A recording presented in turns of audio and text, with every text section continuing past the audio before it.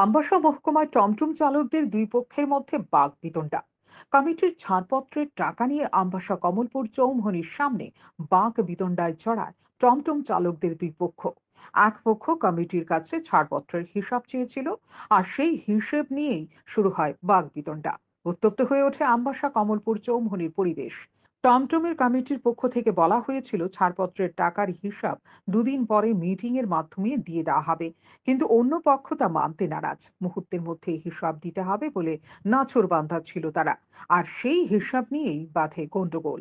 এটা একটা হিসাব নিকাশ দিয়ে পোলাপান ইয়ে করছে।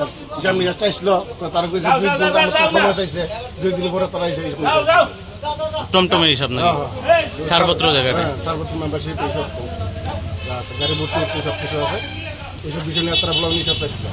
কেশিয়ার কেন তো বর্তমানে আমি ছিলাম, আমি যে কোনো একটা কারণে আমি ছেড়ে দিছি। ছেড়ে দিতে আমার লগের বাইরা এরা কেউ জানে না এই বিষয়। তুমি ছেড়ে দিচ্ছ, তুমি যে আমরা বললাম তুমি কারা জিজ্ঞাসা আসছো, আমার একটা বাইর নিজের সমস্যার কারণে আমি ছেড়ে দিচ্ছি। কি হিসাব লইছে না হিসাব তো সাধারণ ড্রাইভার তো হিসাব চাইতে পারে না, তারা টাকা তারা সবকিছু। এরা আবার কমিটির লোকে 2-4 দিন সময় চাইছে, আমরা সময় দিচ্ছি। ইওরা কি হয়েছে, হাঙ্গামাটা কি হয়েছে? আমরা এইটাই, তারা কইছে 2 দিন সময় চাইছে, তারা কইছে না আমরা কই লাগবো হিসাব। ঘটনার খবর পেয়ে ঘটনাস্থলে ছুটে আসে আমবাসা থানার পুলিশ এসে পরিস্থিতি নিয়ন্ত্রণে আনে।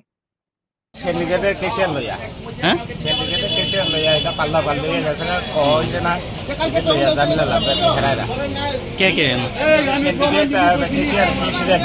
আচ্ছা, টমটম চালকরা। টমটম চালকরা তারপরে কি হয়েছে? মিটিং করছে, অনেকে মিটিং মানতেছে না, কি মানে পিটাপিটি মারামারি লাগছে? বেশ কিছুক্ষণ টমটম চলাচল বন্ধ ছিল আমবাসায়। এতে করে যাত্রীদেরও দুর্ভোগের মধ্যে পড়তে হয়। সান্দন টিভি।